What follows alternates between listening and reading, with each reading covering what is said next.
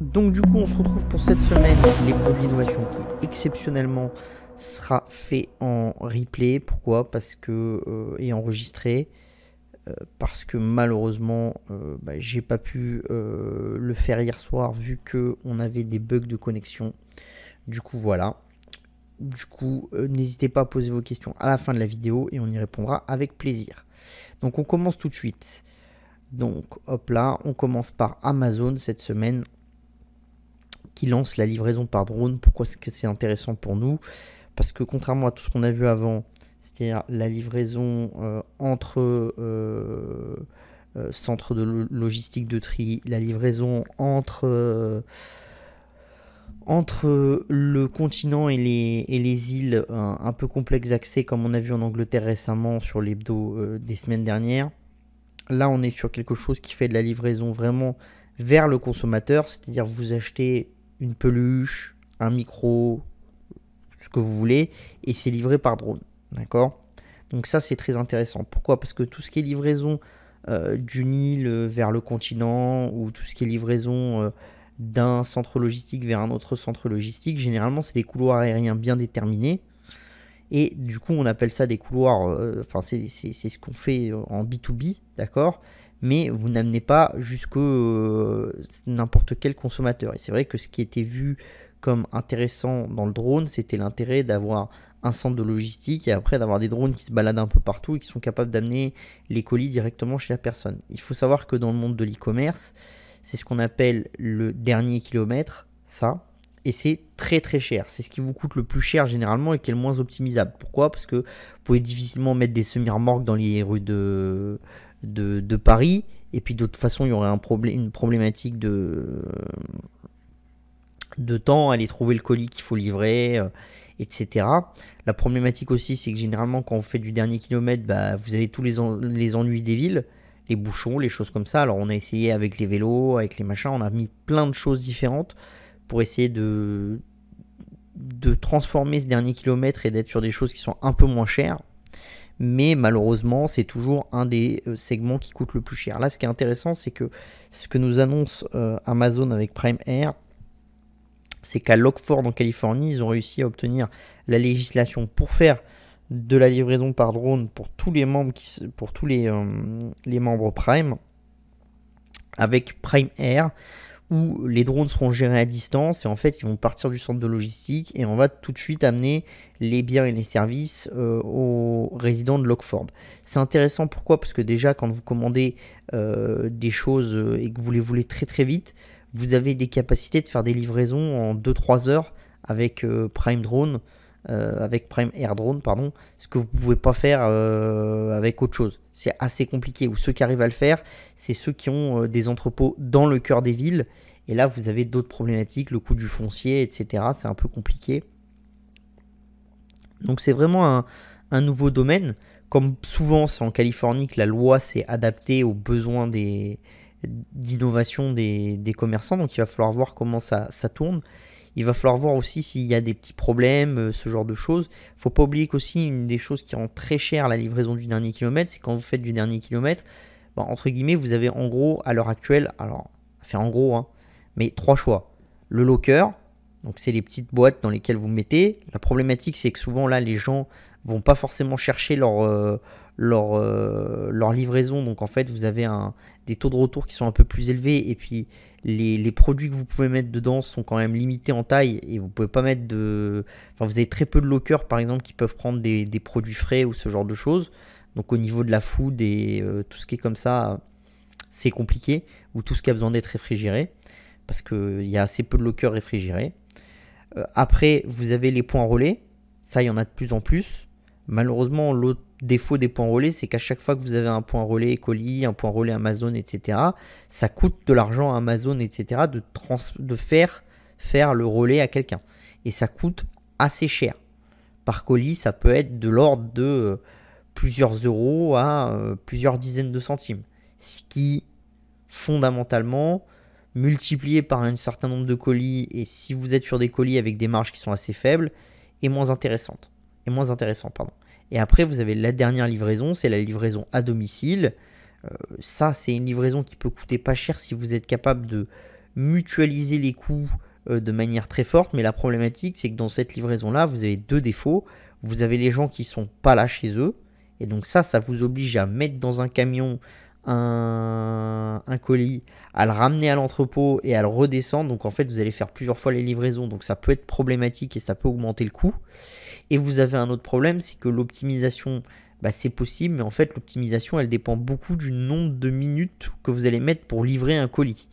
Et donc ça, c'est assez complexe parce qu'en fait, ça dépend la vitesse à laquelle les gens sortent, descendent, la vitesse à laquelle on trouve le bon appartement, etc. Et bon, je pense que vous avez tous eu des coursiers, c'est un peu compliqué. Et généralement, la problématique qui se passe pour ces sociétés-là, c'est qu'elles mettent des itinéraires de livraison très très serrés. Et à la fin, ça ne correspond pas du tout à ce dont on a besoin. Donc c'est là que c'est intéressant quand même, cette histoire pour Amazon, parce que beaucoup de gens pensent que le drone, c'est quelque chose d'intéressant, parce que rendre le drone capable de transporter du frais, c'est assez facile. Réfrigérer un drone, c'est assez facile. Et si vous êtes capable d'aller depuis le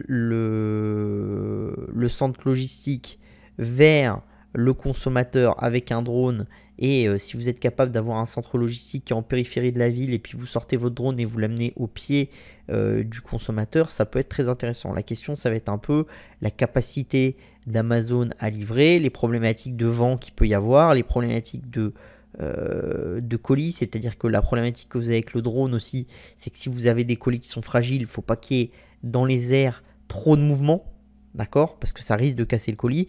Donc on est encore au début, mais c'est quand même intéressant. Et pour moi, c'est quelque chose qu'il ne faut pas prendre à la rigolade, parce que beaucoup de gens, il y a 10 ans, étaient à fond sur les drones, en disant ouais, 5 ans plus tard, on va faire que des livraisons par drone.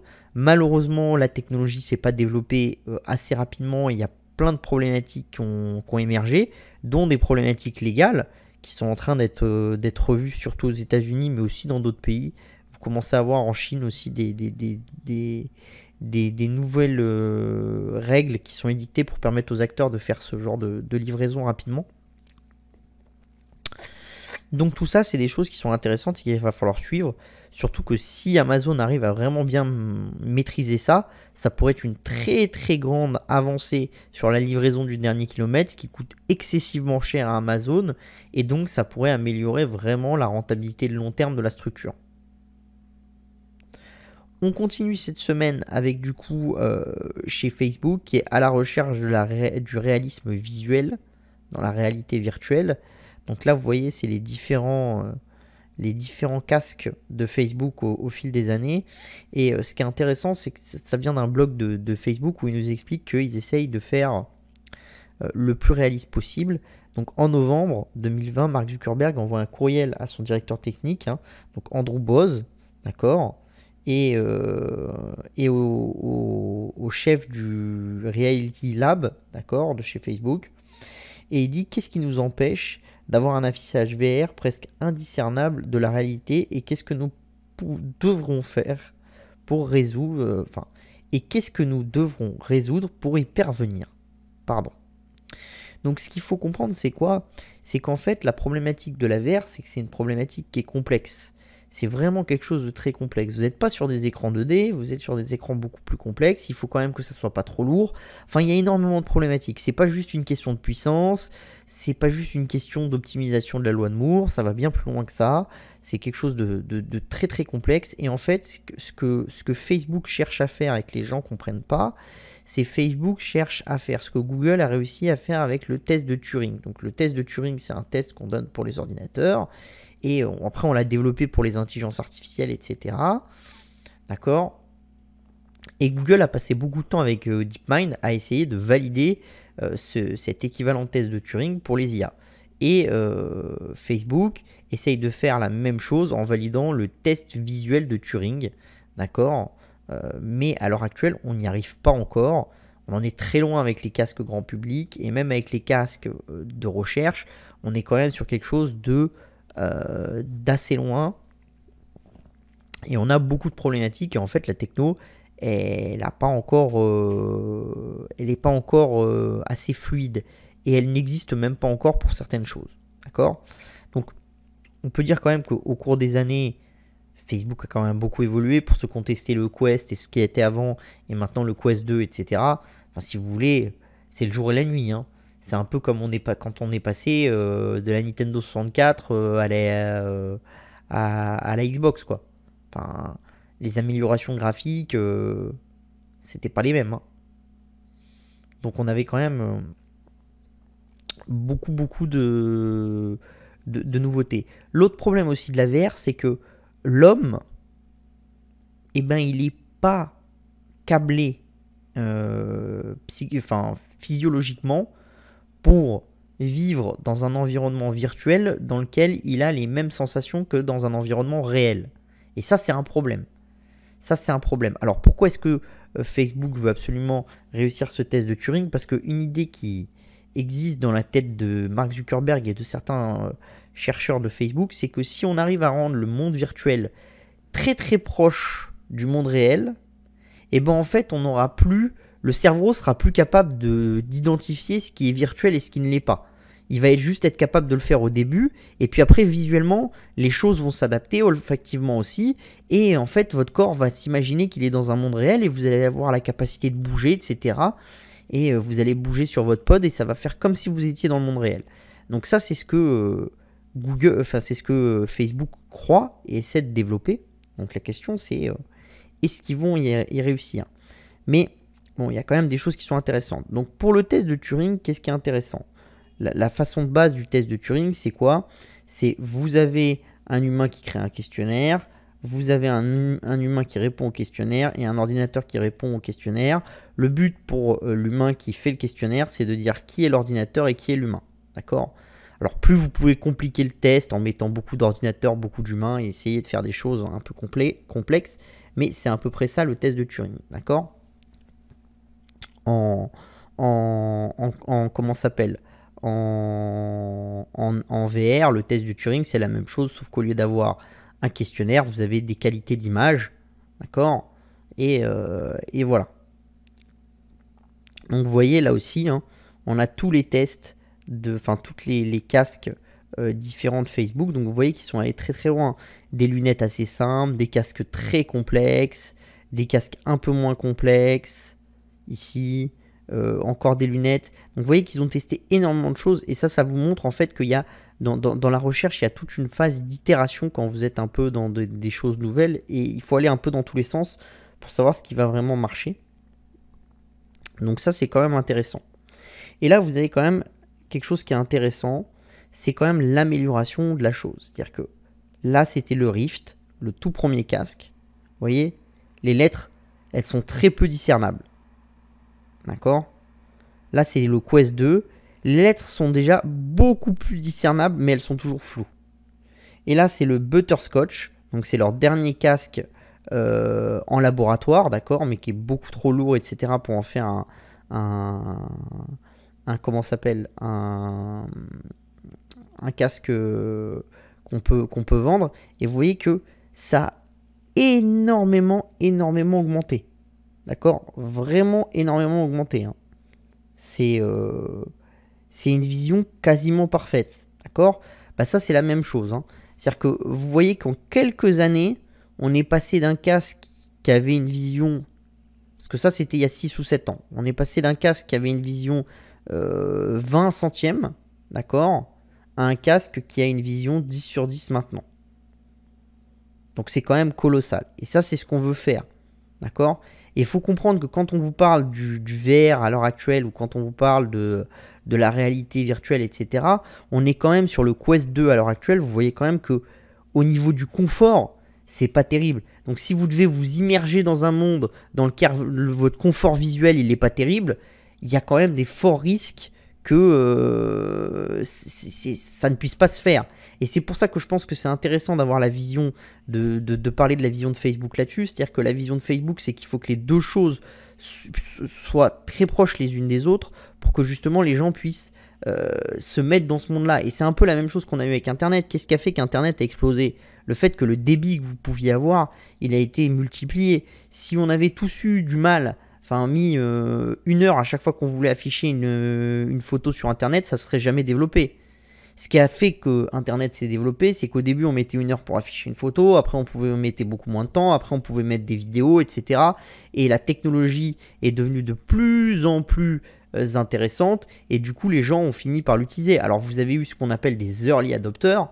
Là, c'est la même chose, hein. Dans la VR, vous avez des early adopters, mais moi, je pense que on peut quasiment se dire que déjà, quand ils arriveront au butterscotch, d'accord, mais à le rendre utilisable en B2C, d'accord, c'est-à-dire pour tout le monde, c'est-à-dire avec une taille qui est plus petite, un poids qui est plus petit, etc., on sera déjà sur quelque chose où, à mon avis, on va commencer à avoir une vraie utilisation. Parce que vous voyez, il y a une vraie différence entre le Quest et le butterscotch. Mais le but, vraiment, c'est d'arriver à ça. Et ça, pour moi, ça marquera déjà un début de maturité de la technologie. Je pense que ceux qui se disent oui, mais Facebook, ils ont investi beaucoup dans la VR, etc. Et finalement, le Quest, il se vend pas très bien. Et puis le Quest aussi. Et puis à part Noël où les gens, ils achètent. Je suis d'accord avec vous. Le Quest à l'heure actuelle et tout ce que Facebook fait en VR, c'est un peu comme la Wii quoi, de Nintendo. C'est un beau gadget. Les gens aiment bien l'acheter. On s'amuse bien avec. On bouge devant sa console. Voilà. Bon, on bouge avec son casque VR. On le fait 1, 2, 3 heures. Après, on le fait quand il y a des nouveaux jeux une fois de temps en temps. Et en fait, après, on l'oublie. D'accord ? Mais je pense qu'il faut quand même comprendre là où Facebook veut aller. Et vraiment l'importance du changement. Encore une fois, je vous demande de voir le changement entre le Rift et le Butterscotch qui est ici.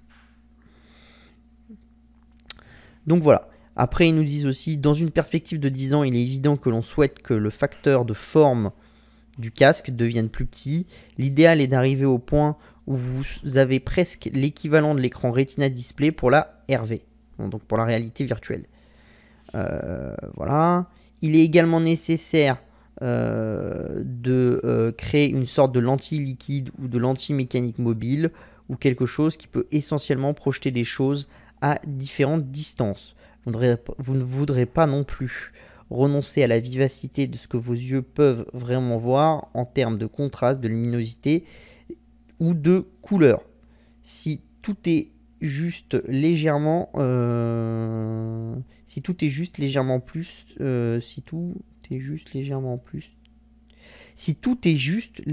plus terne dans la réalité virtuelle. Pardon, j'ai eu un peu de mal à le lire. Donc voilà. Donc là, en fait, ça vous montre ce que je vous disais, c'est-à-dire que la réalité virtuelle,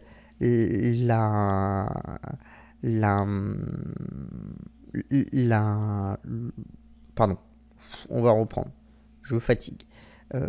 L'AR et la VR, d'accord, c'est vraiment des choses qui sont complexes et qui demandent énormément de travail sur plein de points différents. Vraiment énormément. Je pense qu'on sous-estime beaucoup toutes les sous-technologies que ça va changer, y compris la lunette, y compris les lentilles, etc. Enfin, il y a beaucoup de sous-secteurs sur lesquels il faut une grosse innovation. Et ça, c'est intéressant. Pourquoi ? Parce que, en fait, on se rend compte d'une chose, c'est que quand une technologie a besoin de multiples innovations et drive de multiples innovations, elle a une importance qui est clé. Si vous avez une technologie qui est géniale, mais qui va driver que une utilisation bien spécifique, c'est bien. Ça peut être super d'investir dans cette entreprise-là. Mais ce que vous cherchez dans les changements macroéconomiques mondiaux, c'est vraiment des technologies qui vont vous amener beaucoup plus loin. Et donc, par exemple, Internet, c'est une technologie qui a permis de créer un univers virtuel sur lequel on peut faire énormément de choses. C'est colossal. C'est-à-dire qu'il a fallu créer des ordinateurs. Il y a eu un besoin de beaucoup d'innovation avant de créer Internet, de la fibre optique, tout ce genre de choses. Donc, on a beaucoup innové sur plein de points. Et ça nous a permis de créer Internet et d'en profiter. Là, je pense que dans la réalité virtuelle, c'est un peu la même chose. On crée un nouveau, pour ceux qui connaissent les cryptos, j'ai envie de dire un nouveau layer à Internet. D'accord ? Donc une nouvelle couche à Internet.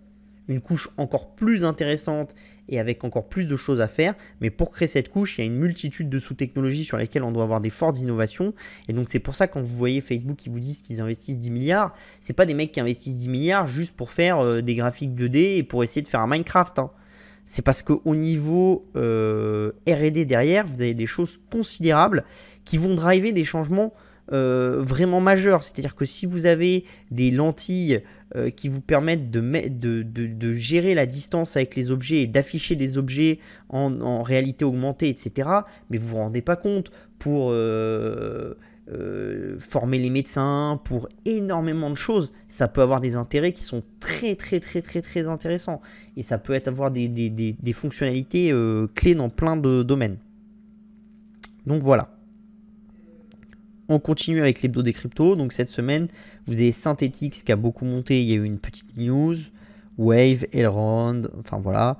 Tous les coins qui avaient été les plus cassés ont remonté. D'ailleurs, tous les coins qui avaient été les moins cassés ont continué à descendre. Hein. Parce que vous voyez, Bitcoin, ce genre de choses, Ethereum qui était au plus bas. Nexo aussi. Bon, après, Nexo et Celsius, c'était des coins qui avaient beaucoup rebondi. Mais voilà. Vous avez KuCoin qui tombe beaucoup. Flow aussi dans la blockchain liée au NFT. Bon, ça, c'est quand même une blockchain qui avait quand même moins perdu que les autres aussi. D'ailleurs, là où vous voyez bien que c'est un rebond plutôt de shitcoin, c'est que vous voyez quand même que le Shiba Inu, il fait partie des meilleurs rebonds avec plus 31,57, alors qu'il n'y a rien derrière et que c'est vraiment qu'un coin de trading. Et vous voyez qu'il y a quand même énormément de volume. Hein. 1,4 milliard de volume, donc c'est quand même important. On continue cette semaine. J'ai voulu vous parler d'un petit article qui est sorti sur plusieurs journaux qui parle d'une personne au Zimbabwe qui utilise le Bitcoin pour importer des voitures. D'accord ?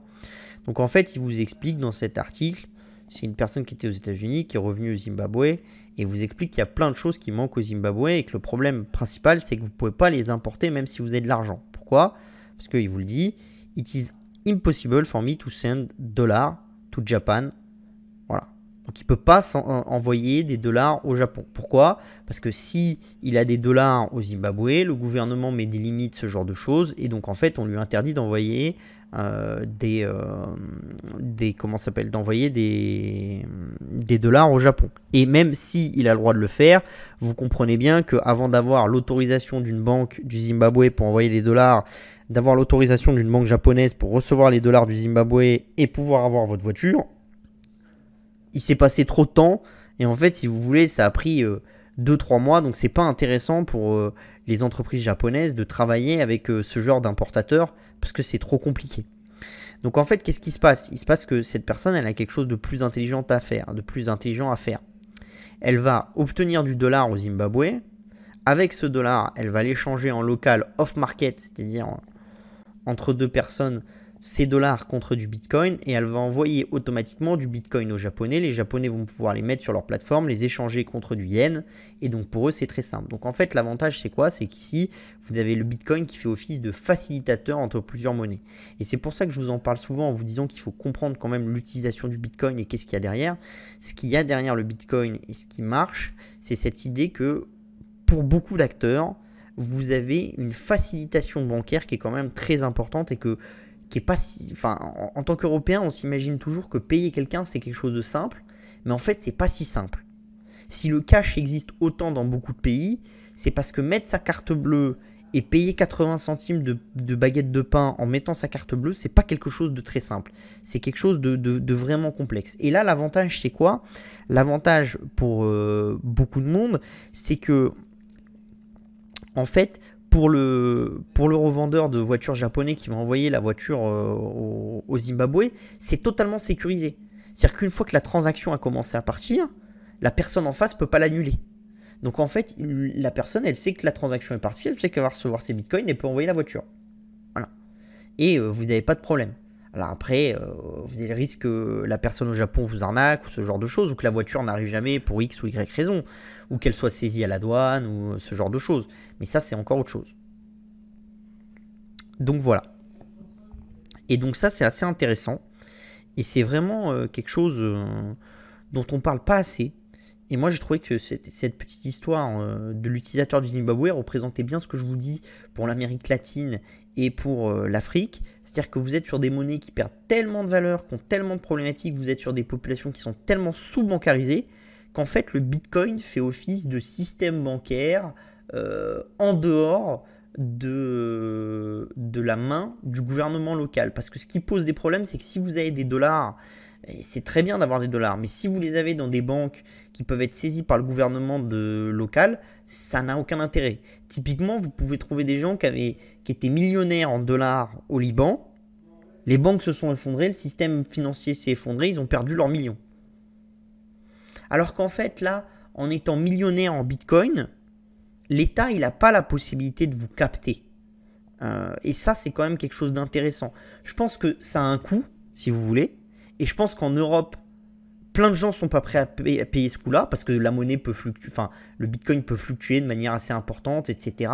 Mais par contre, il ne faut pas voir le Bitcoin comme quelque chose qui va détrôner le dollar ou l'euro, mais il faut voir le Bitcoin comme quelque chose qui va détrôner le franc CFA, par exemple, ou le shilling de je ne sais pas trop où. Vous voyez, des monnaies très très faibles avec des gouvernements qui n'ont pas de politique économique stable et qui ont un historique de maltraiter ceux qui détiennent de la richesse et de s'accaparer cette richesse-là à coup de faiblesse bancaire, X, Y ou Z.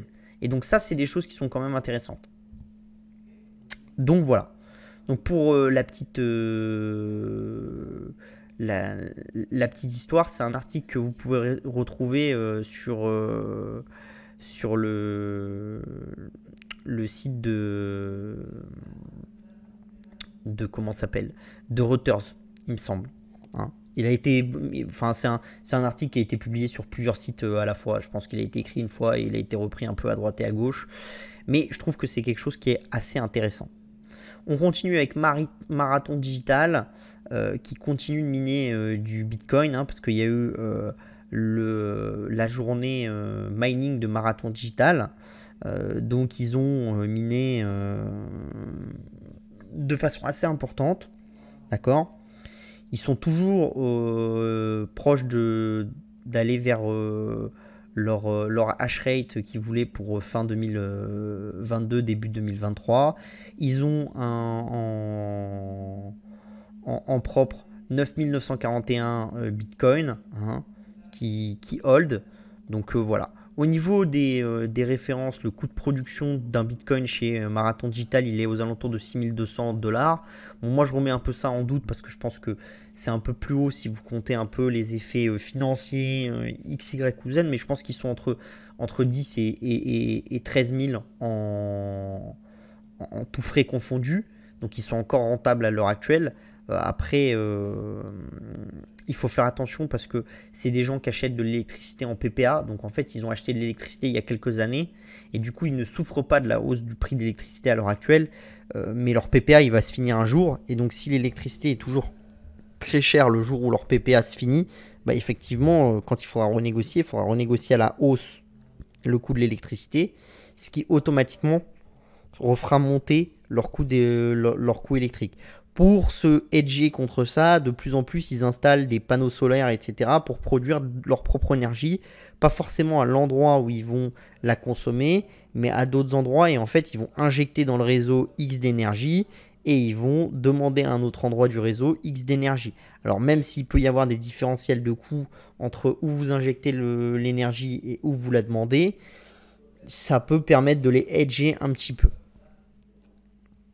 Ce qui est intéressant, c'est quand même dans la globalité, dans le prix du Bitcoin, vous voyez, vous avez le prix du Bitcoin là, quelque chose est clair, c'est que plus le prix du Bitcoin descend, plus au bout d'un moment, vous avez un mécanisme un peu violent de hausse de prix qui se met en place. Pourquoi ? Parce qu'en fait, vous commencez à avoir des coûts pour miner les Bitcoins qui dépassent le prix du Bitcoin. Donc, qu'est-ce qui se passe à ce moment-là ? C'est qu'en fait, la rareté du Bitcoin augmente. Pourquoi ? Parce qu'en fait, les gens commencent à moins miner de Bitcoin vu que c'est moins rentable et vu que même ils perdent de l'argent. Donc du coup, il y a moins de Bitcoin qui rentrent sur le marché. Comme la plupart des mineurs, ils sont vendeurs nets de Bitcoin. C'est-à-dire, en fait, ils vont vendre quasiment tout leur Bitcoin. Et puis voilà, au même titre que les mineurs d'or, quand ils sortent de l'or de la mine, ils vendent tout leur or. Et voilà, donc ils sont ce qu'on appelle vendeurs nets. Et bien en fait, eux, en diminuant le nombre de bitcoins qui vont sortir, ils font diminuer la pression vendeuse sur le bitcoin. Et donc après, c'est plus le trading qui fait les cours. Et comme il y a des gens qui sont structurellement acheteurs de bitcoin parce qu'ils y croient et ça fait partie de leur vision financière de long terme, voilà, vous avez plein de choses, hein. On peut prendre l'exemple par exemple de MicroStrategy qu'on achète toujours un petit peu. Bon, même si là ils sont en beaucoup plus grande difficulté, puis qu'ils ont beaucoup hedgé leur position en levant de la dette pour acheter des bitcoins, ce qui n'était peut-être pas forcément la meilleure solution pour eux.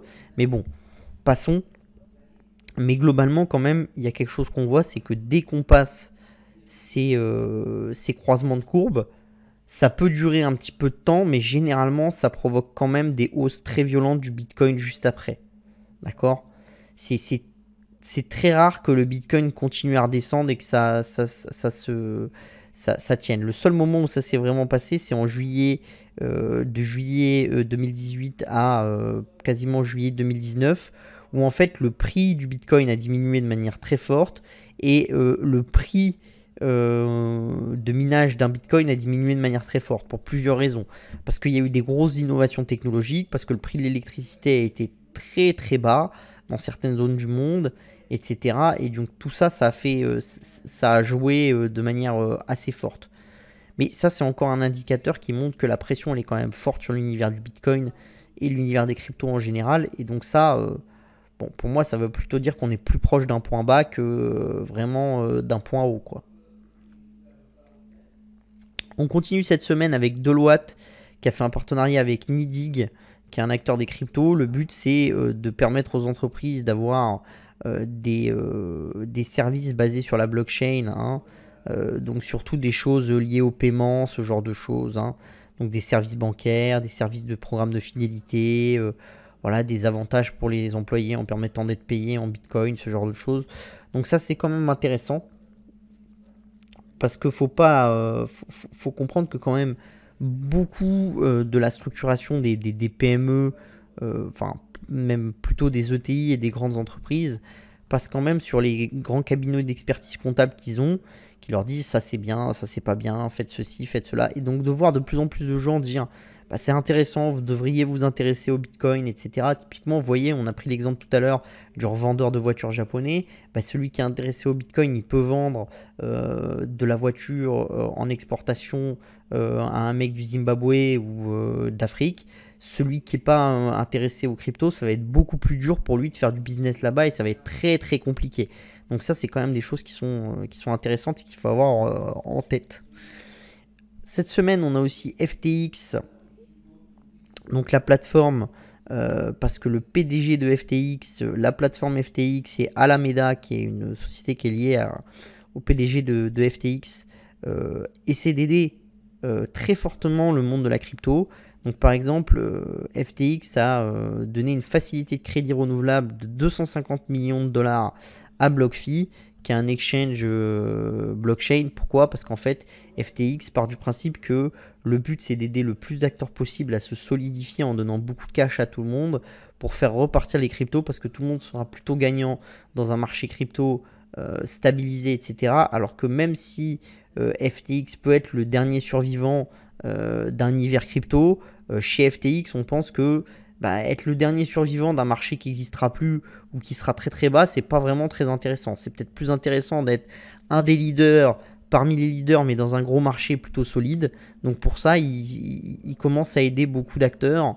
Ils ont aidé BlockFi. Depuis, ils ont aidé Voyager Digital aussi, qui avait prêté un peu plus de 600 millions de dollars à 3AC, dont on avait parlé la semaine dernière.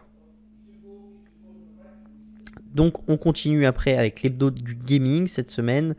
Donc avec Netflix dans le gaming. Donc là vous voyez Stranger Things, le jeu, Asphalt, un jeu de voiture pour Netflix. Ce qui est intéressant, c'est quoi ? C'est qu'on a eu les premières données avec le nombre de téléchargements des jeux Netflix sur les stores. Vous voyez, au tout début on était à 147 000. Il y a une très forte hausse, 2,2, 2,3, 1,8. C'est un petit peu redescendu avec le nombre de jeux qui avait un petit peu diminué. Vous voyez, c'est passé à 1,1 million. Et là, c'est en train de repartir avec le nouveau Stranger Things, etc. C'est quand même intéressant. Ça, il va falloir suivre parce que plus il va y avoir de download sur les jeux mobiles de Netflix, plus quand même, ça veut dire que cette offre trouve son public. Et comme je vous le dis, l'idée pour Netflix, c'est exactement comme Spotify et d'autres acteurs. C'est si vous regardez des séries, si vous regardez des films, et si vous jouez aux jeux vidéo Netflix, vous avez moins de chances de churn que si vous regardez juste des séries, ou que si vous regardez des séries et des films. D'accord? Donc ça, c'est des choses qui sont assez intéressantes. Ce qui est intéressant, c'est aussi l'impact que ça a sur vos vieux jeux. D'accord? Donc là, vous avez Stranger Things 1984 et Stranger Things 3, d'accord? Avec les dates de sortie, d'accord? Enfin, les dates avant la sortie de Stranger Things. Et là, vous voyez, Stranger Things est sorti la semaine d'après. Donc vous avez 44 000 téléchargements et 28 000. Il y a la sortie de Stranger Things, directement le jeu, il ressort dans les App Store, etc. Et ils font 115 000 téléchargements et 83 000 téléchargements. Ça, c'est intéressant parce que ça veut dire qu'en fait, le jeu vidéo prolonge ou anticipe l'expérience de voir la série ou de voir le film. Et ça, c'est quelque chose de très très puissant. Parce que pourquoi la problématique à l'heure actuelle de Netflix, c'est quoi? C'est que Netflix, ils ont inventé le binge watching. Et donc en fait, la problématique, c'est vous avez toute la série qui sort en une seule fois. Les gens la regardent en one shot. Et puis après, ils n'ont pas forcément quelque chose d'autre à regarder sur Netflix et tout ça. Donc ils peuvent avoir envie de se désabonner.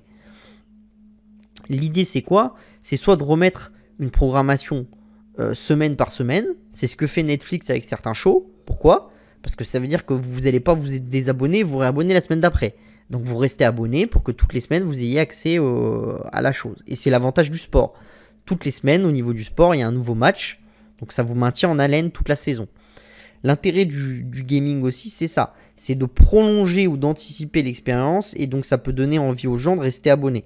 Et donc, plus vous allez massifier votre catalogue et plus vous allez prolonger et densifier cette expérience, plus vous avez d'avantages de limiter votre churn, qui est quand même le nerf de la guerre chez Netflix.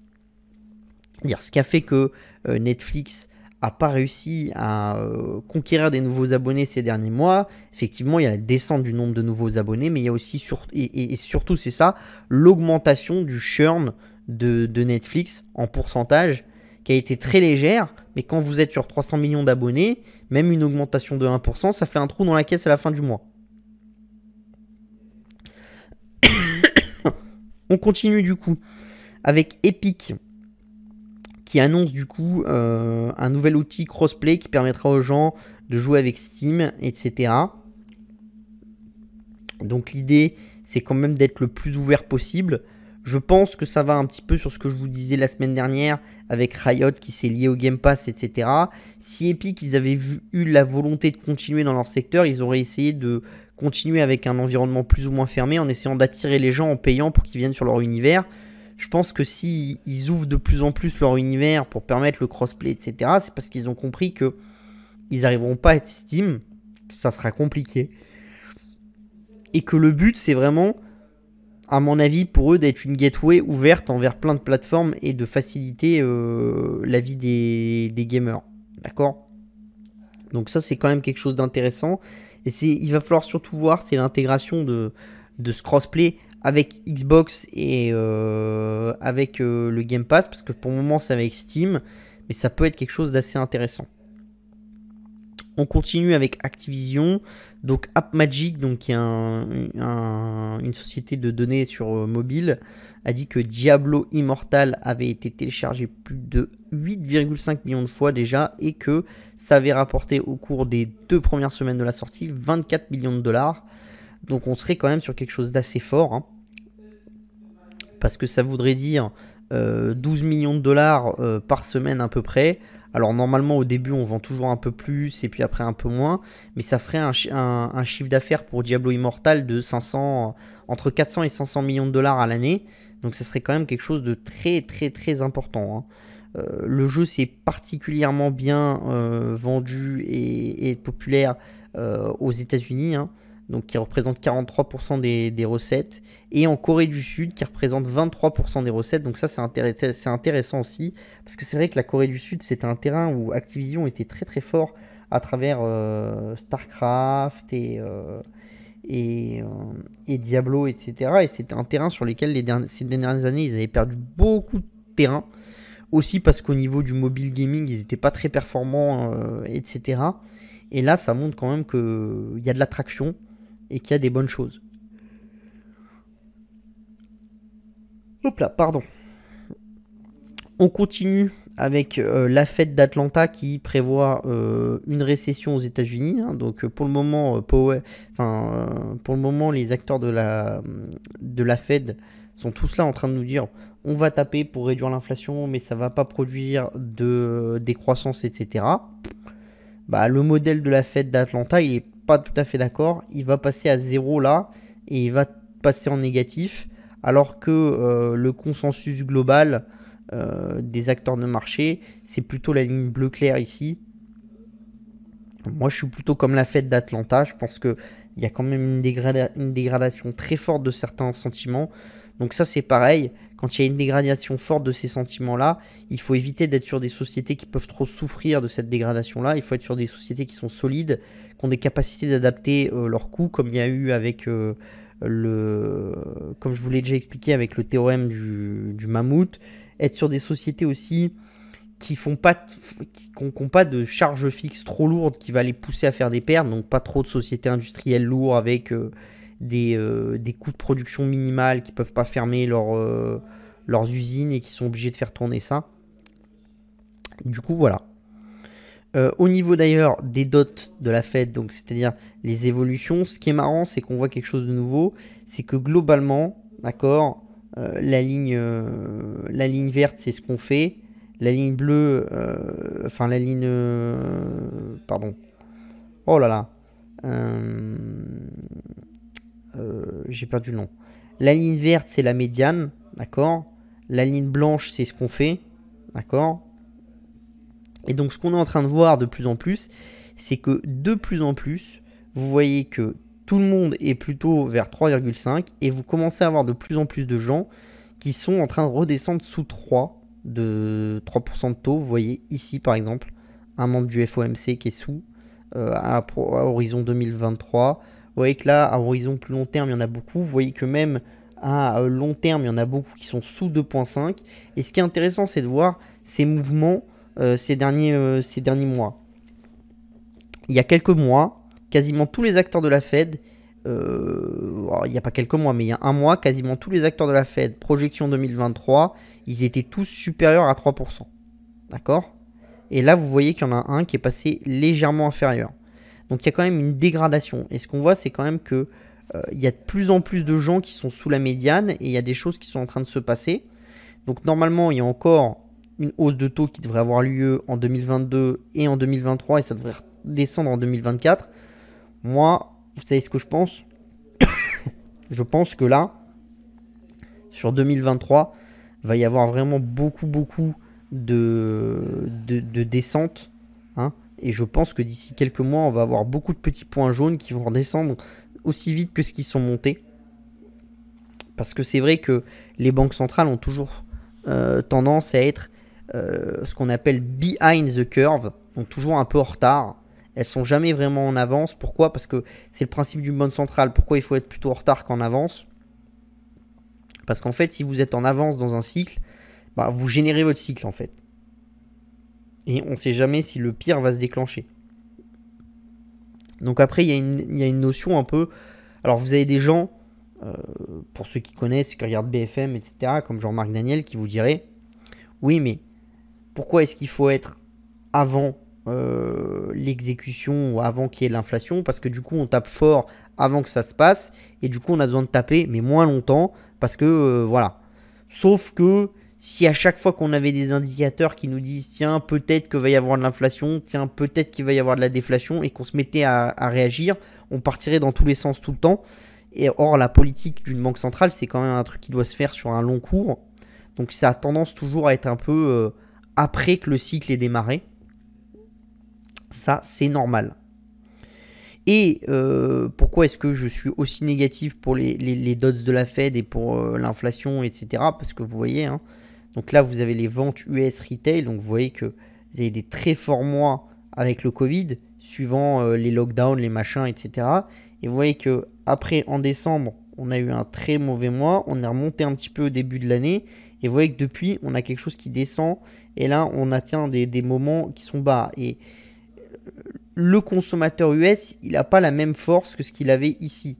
C'est-à-dire ici, historiquement, les taux de crédit ils étaient bas, les taux d'épargne ils étaient hauts, etc.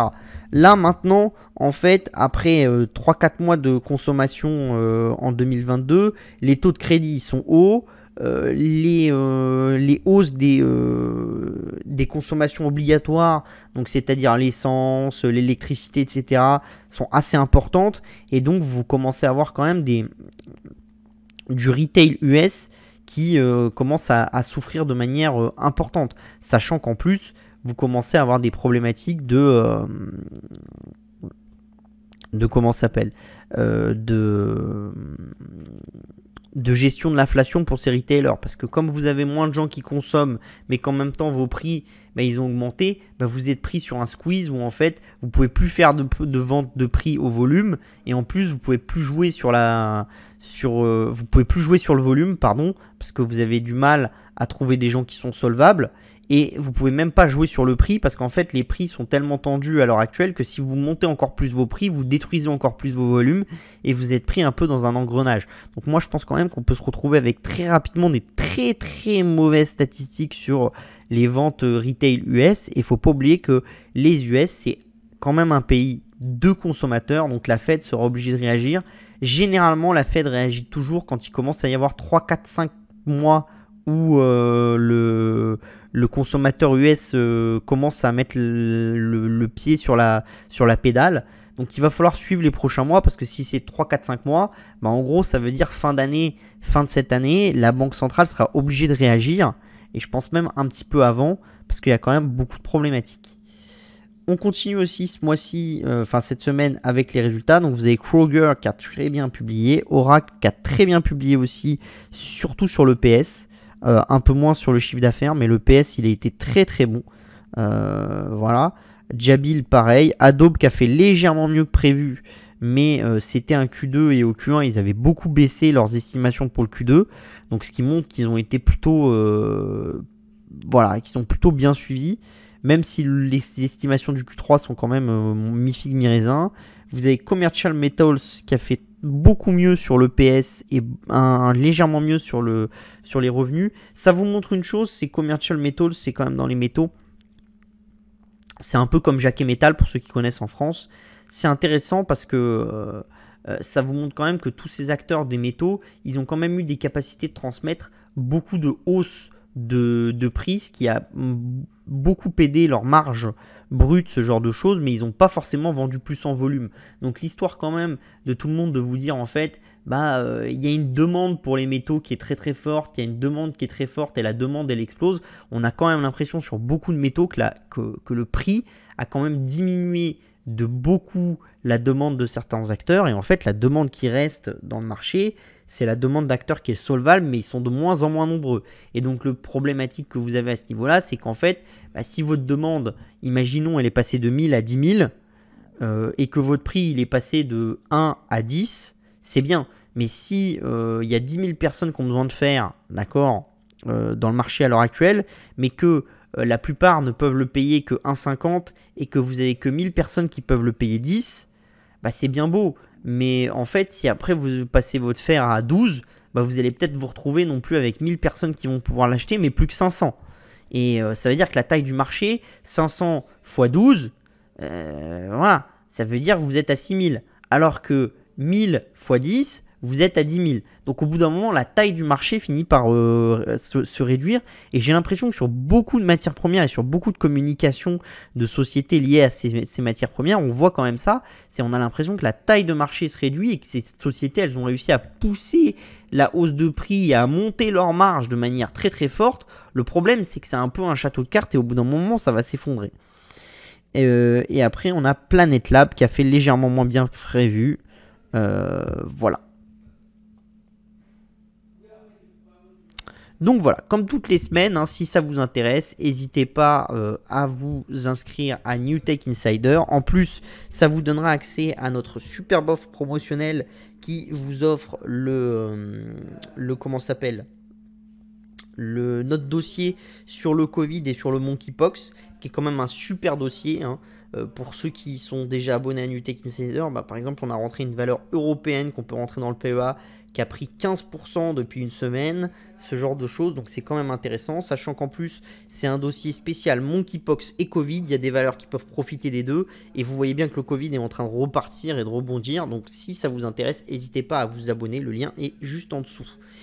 Et comme d'habitude, et comme chaque semaine pour ceux qui nous suivent, hein, si vous avez des questions, vous n'hésitez pas à vous abonner à la chaîne YouTube et à aller sur notre site web. En espérant vous retrouver la semaine prochaine, sans le bug, parce que c'est quand même bien mieux quand j'ai vos questions et quand on échange, voilà. Et je m'excuse pour les quelques erreurs qu'il y a eu sur Facebook, etc. au début, mais c'est vrai que c'est un format un peu spécial, et du coup, j'étais un peu... moins bien préparé que quand je suis avec vous, que je me cale, etc. Voilà. Je vous dis à la semaine prochaine. Bye bye.